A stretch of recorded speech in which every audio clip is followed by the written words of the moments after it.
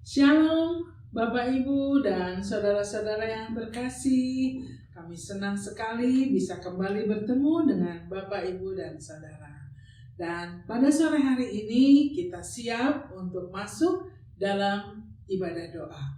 Kita akan memuliakan Tuhan dan kita akan bersama-sama memuji Tuhan. Kita akan berdoa dan mendengarkan firman Tuhan. Saya yakin percaya Bapak, Ibu, dan Saudara juga keluarga semua sudah siap untuk menghadap hadirat Tuhan. Kita akan memuji nama Tuhan dengan pujian bertemu dalam kasih-Nya.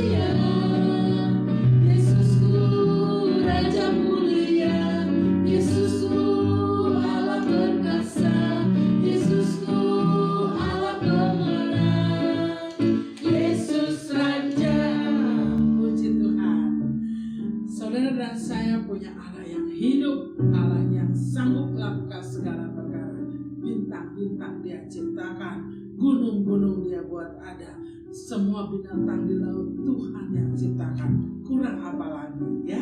Nah, oleh sebab itu jangan khawatir, jangan takut, kita terus berharap kepada Allah yang hidup. Mari Bapak Ibu kita akan berdoa meminta pimpinan dan penyertaan Tuhan. Terima kasih Tuhan karena Engkau begitu luar biasa. Engkau maha dahsyat, Engkau agung dan mulia. Terima kasih kalau pada malam hari ini kami semua umat Tuhan, khususnya jemaat Tuhan di Gereja Baptis Bait Lahir Cirebon masih diberikan kesempatan untuk bisa menikmati persekutuan di dalam ibadah doa kami. Tuhan, kami berdoa Engkau yang memimpin kami ya, memimpin ibadah ini dari awal, pertengahan hingga kesudahannya. Terpujilah nama-Mu Tuhan, Engkau yang memberkati semua jemaat yang ikut terlibat dalam pelayanan ibadah online ini.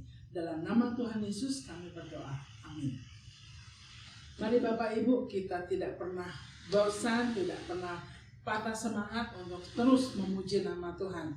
Kita akan menaikkan pujian berliku-liku kehidupan ini sebagai pujian lebih mempersiapkan hati kita untuk menerima kebenaran firman Tuhan. Berliku-liku kehidupan ini, jalan mana yang harus ku lalui, rintangan dan cobaan selalu membayangi. Bila ku ingin datang padamu, ku layakkan padamu awan-awan. Sejak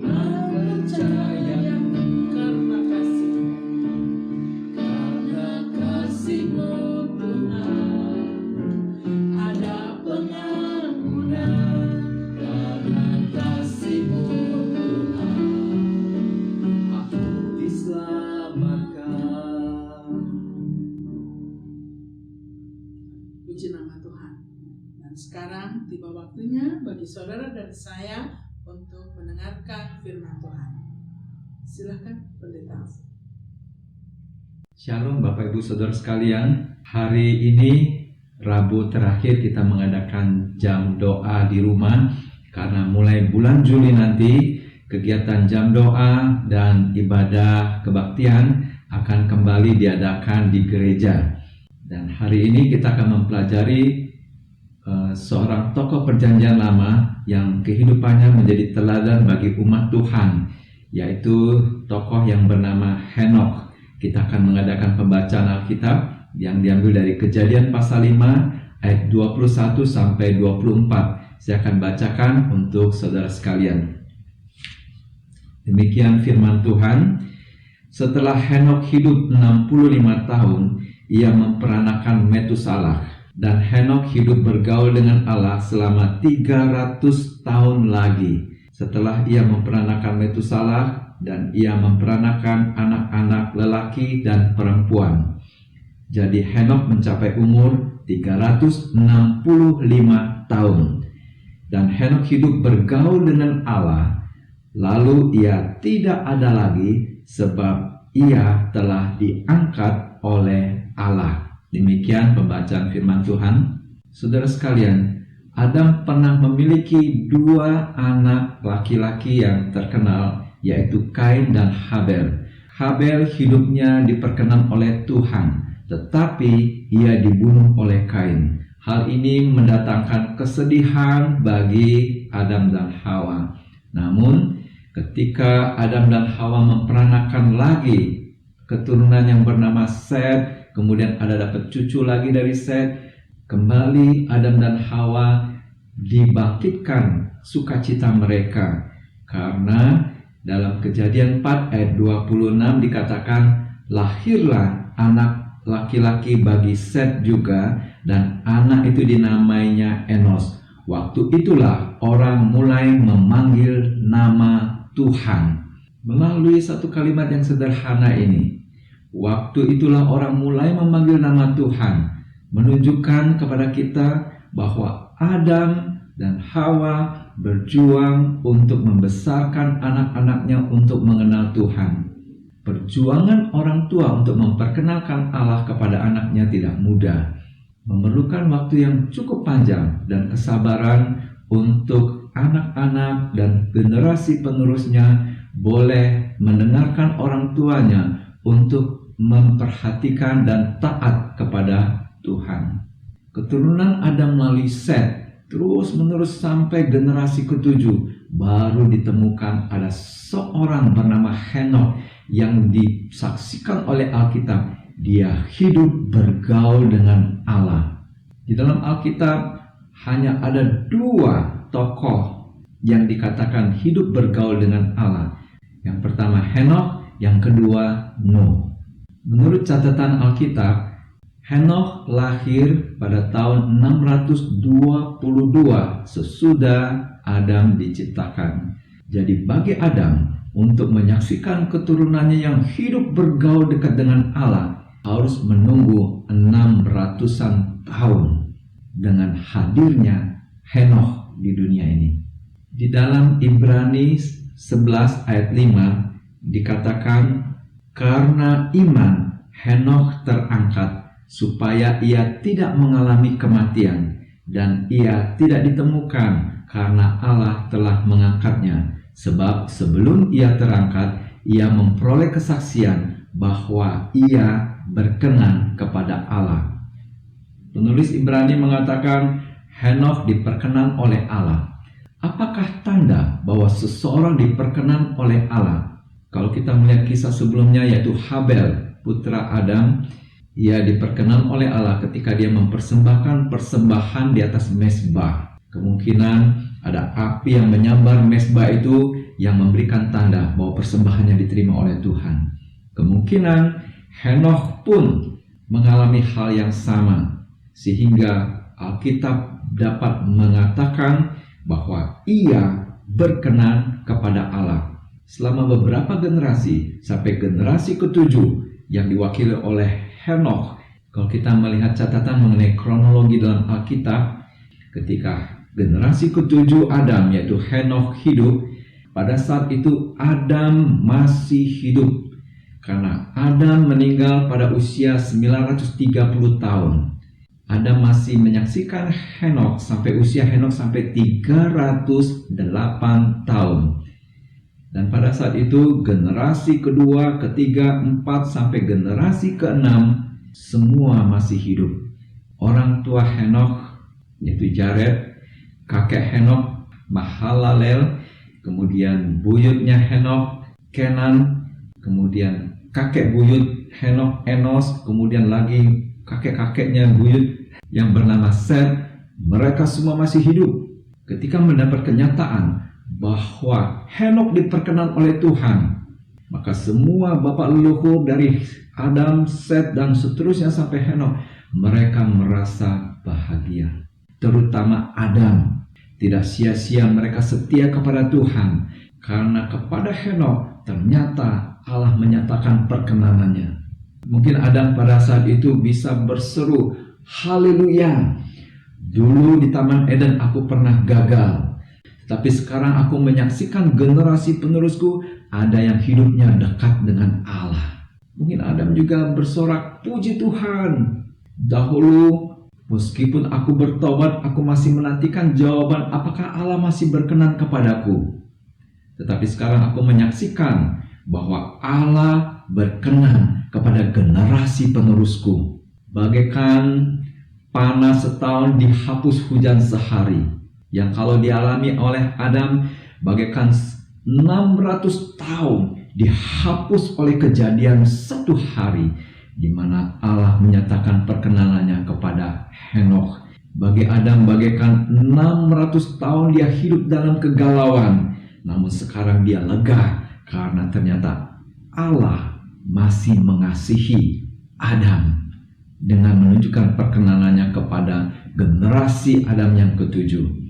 Saudara sekalian, mengapa saya katakan Adam pasti berbahagia? Kalau kita melihat dalam kehidupan kita sehari-hari, bila kita mempunyai seorang anak yang masih kecil dan ada seorang sahabat yang menjumpai kita, ketika dia melihat anak kita yang masih kecil dan dia menyambut dengan bahagia, dia begitu perhatian dan begitu sayang pada anak kita, kita juga merasa bahagia. Disambutnya anak kita walaupun masih kecil sama seperti dia menyambut kita. Tetapi kalau dia memandang rendah anak kita, maka kita pun akan merasa tidak nyaman. Demikian pun bagi yang mempunyai cucu yang masih kecil, cucu itu adalah buah hatinya. Hatinya ada pada cucu, sayangnya ada pada cucu yang masih kecil. Bila ada seorang sahabat yang datang dan dia menyambut cucu itu dengan sukacita, membuat cucu kita bahagia, rasanya sahabat itu juga membuat kita bahagia. Demikian pun dengan Adam. Ketika Tuhan berkenan kepada Henokh, rasanya Tuhan juga berkenan kepada Adam. Adam turut merasa bahagia. Adam dulu yang pernah merasakan persekutuan dengan Allah di Taman Eden, mungkin berdoa, Tuhan, Henokh yang hidup di dunia ini yang penuh dengan tantangan dan kesusahan saja bisa setia dan hidup benar di hadapan-Mu. Apalagi kalau dia sempat hidup di Taman Eden, mungkin dia akan sangat luar biasa menunjukkan kesetiaannya kepadamu. Seharusnya ketika aku di Taman Eden, aku mampu hidup seperti Henokh. Tuhan, ampunilah aku. Diperkenankannya Henokh di hadapan Allah pasti membuat Adam merasa damai. Orang yang merasa damai pasti berkata, sekarang Tuhan, biarkanlah aku pergi dalam damai di hadapan-Mu. Aku sudah menyaksikan anak-anakku hidup di hadapan-Mu. Aku sudah bahagia. Adam meninggal ketika usia Henokh 308 tahun. Saudara sekalian, kesetiaan Henokh dan hidupnya yang dekat dengan Allah itu tidak lepas dari peranan orang tua. Peranan orang tua begitu penting dalam pembentukan generasi penerusnya. Apa yang dilakukan oleh orang tua membekas di dalam memori anaknya. Apalagi ketika Henokh hidup, dia menyaksikan bapaknya, kakeknya, buyut, moyang, sampai Adam masih hidup. Dan semuanya memberi support kepadanya. Semua kakek nenek moyang dari generasi pertama sampai generasi 6 memberikan support, memberikan semangat kepada Henokh. Peranan orang tua begitu membekas dan membentuk Henokh. Demikian pun dengan anak-anak kita. Perjuangan orang tua membentuk anak-anak, membuat anak kita dekat dengan Tuhan, dan suatu hari mereka akan berkomentar, "Aku bahagia karena Bapakku memberikan teladan yang membentuk hidupku. Aku bahagia karena mamaku sudah memberi contoh bagaimana hidup dekat kepada Tuhan. Orang tuaku sudah mendorongku untuk setia kepada Tuhan sehingga membentuk aku sampai saat ini." Demikian pun dengan anak-anak dapat menjadi kebanggaan orang tua di hadapan Tuhan. Mungkin orang tua dapat mengatakan, "Aku bahagia karena anakku hidupnya setia kepada Tuhan. Aku bahagia karena cucuku hidupnya dekat kepada Tuhan." Saudara sekalian, antara orang tua dan anak bisa saling merasa bahagia karena saling memberi contoh, saling memberi penguatan melalui hidupnya yang benar di hadapan Tuhan. Demikian juga Henokh, bukan hanya hidupnya benar di hadapan Tuhan, ternyata Henokh juga menjadi seorang pengajar, menjadi seorang nabi, menjadi seorang pengkhotbah pada zamannya.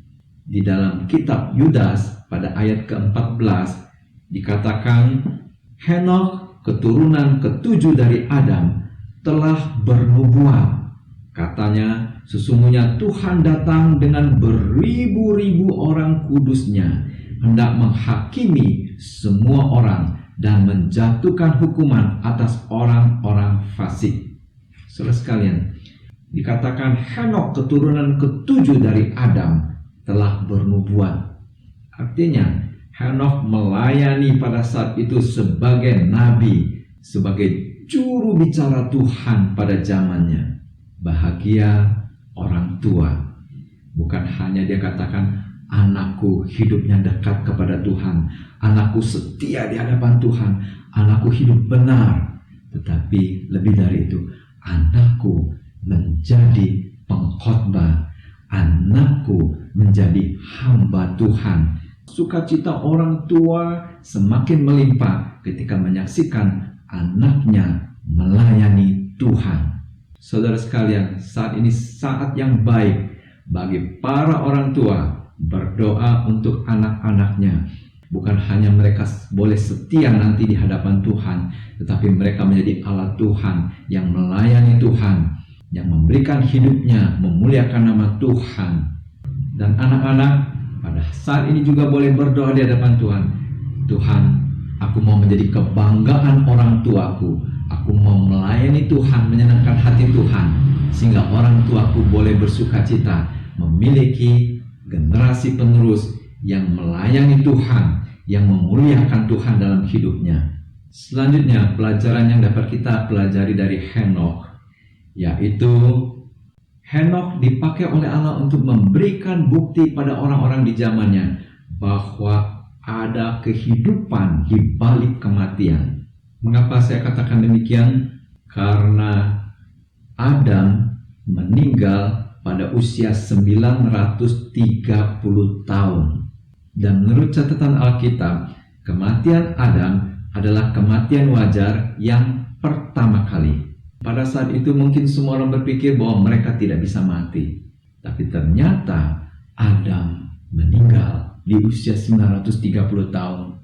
Pada saat itu orang berpikir, kalau manusia bisa mati, lalu bagaimana dengan hidup manusia selanjutnya? Kemana sesudah orang mati? Apakah mereka habis begitu saja menjadi debu dan kembali menjadi tanah? Pertanyaan itu terjawab 57 tahun sesudah kematian Adam. Henokh diangkat oleh Allah ke surga.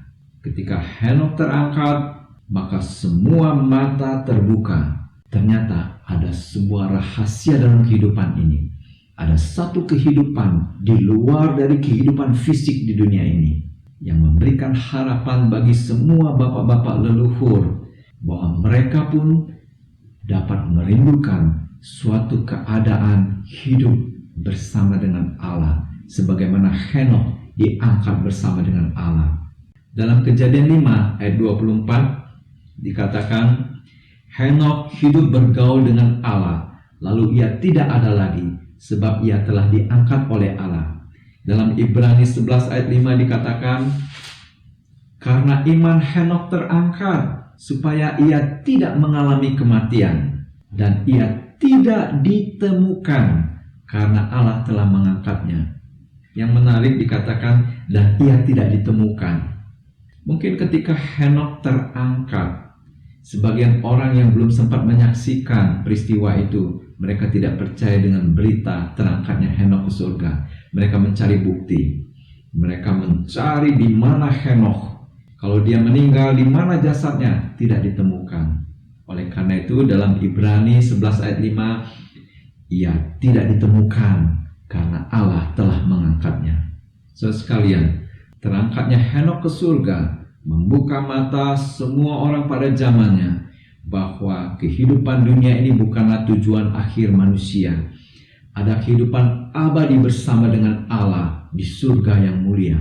Kenyataan ini membuat semua umat Tuhan yang setia kepadanya memiliki pengharapan bahwa kesetiaan mereka tidak sia-sia. Ketika mereka hidup benar di hadapan Tuhan, mereka menantikan ada saatnya Tuhan akan memberikan berkat-berkat rohani di surga yang mulia. Saudara sekalian, Henokh yang hidup pada zaman di mana belum ada kitab suci, tetapi dia memiliki iman yang kuat untuk hidup di hadapan Tuhan. Apalagi kita semua memiliki firman Tuhan yang begitu lengkap, kita pun dapat memiliki iman yang lebih besar lagi di hadapan Tuhan. Apalagi kita tahu sekarang bahwa setiap orang yang menyerahkan hidupnya kepada Tuhan Yesus Kristus, hidupnya sudah ditebus, dosanya sudah dihapuskan, kita sudah disucikan oleh Tuhan. Apalagi yang bisa kita lakukan selain kita mengucap syukur kepada Dia dan hidup benar di hadapan Tuhan. Para orang tua, lihatlah kepada Adam yang merasa bahagia melihat ada generasi penerusnya yang hidupnya dekat dengan Allah. Dan anak-anak, lihatlah orang tua yang bahagia dan sukacita mereka terpenuhi menyaksikan anak-anaknya melakukan sesuatu yang tidak dapat dilakukan oleh orang tuanya. Menyaksikan anak-anaknya setia dan melayani Tuhan melampaui yang bisa dilakukan oleh orang tuanya. Henokh adalah saksi Tuhan di dalam perjanjian lama yang hidupnya menjadi teladan bagi semua umat Tuhan. Dan teladan Henokh membangkitkan semangat bagi umat Tuhan pada masa kini, bahwa hidup kita yang sekarang sudah diperkenan oleh Tuhan melalui Yesus Kristus. Kita pun tinggal melangkah satu langkah lagi, yaitu membalas kebaikan Tuhan dengan hidup benar di hadapannya. Dalam kesempatan jam doa hari ini, ada baiknya kita juga berdoa. Orang tua mendoakan anak-anak dan cucu-cucunya agar mereka diperkenan oleh Tuhan. Dan anak-anak berdoa supaya Tuhan memakai kehidupan mereka untuk membahagiakan orang tuanya. Demikian renungan kita pada malam ini. Tuhan memberkati. Puji nama Tuhan, Bapak, Ibu, dan Saudara sekalian. Kalau kita sudah memperhatikan firman Tuhan yang menguatkan menjadi dasar bagi kita semua untuk datang menghadap hadirat Tuhan. Dan saat ini tiba waktunya bagi saudara dan saya untuk menaikkan doa kepada Tuhan. Dan pokok doa akan saudara lihat di hadapan saudara melalui layar. Dan kita akan memuji Tuhan, Bapa, Engkau baik.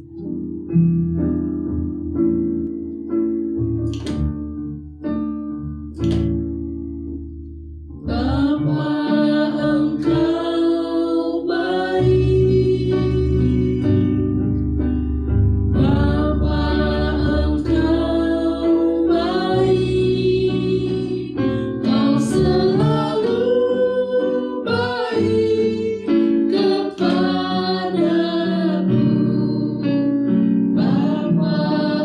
cinta Bapa Engkau baik. Bapa Engkau baik. Bapa Engkau baik. Kau selalu baik kepadaku. Bapa, ku cinta Kau.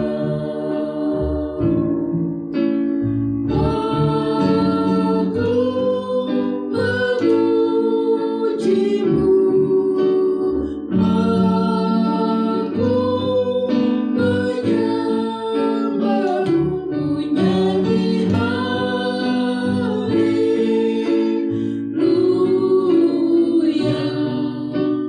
Bapa, ku cinta Kau. Bapa, ku cinta Kau. Bapa, ku cinta Kau. Sekali lagi, Bapa, ku cinta Kau. Bapa, ku cinta Kau. Biarlah pujian ini menjadikan pujian kita kepada Tuhan, menyatakan bahwa kita semua mencintai Tuhan. Oh Lord my God, when I in awesome wonder consider all the worlds thy hands hath made, I see the stars.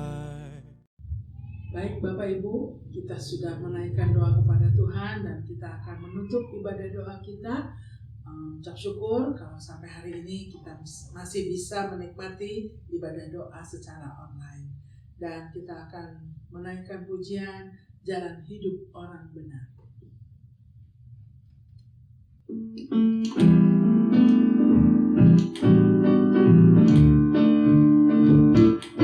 Jalan hidup orang benar diterangi oleh cahaya firman Tuhan. Jalan hidup orang benar semakin terang hingga rembang tengah. Apabila ia jatuh, tidaklah dibiarkan sampai tergeletak, sebab tangan Tuhan jua yang menopangnya dan membangunkan dan kembali. Puji Tuhan. Sungguh mengucap syukur kepada Tuhan, kita sudah menyelesaikan rangkaian ibadah dan sampai berjumpa kembali hari Rabu depan di dalam ibadah doa kita. Tuhan Yesus memberkati kita semua.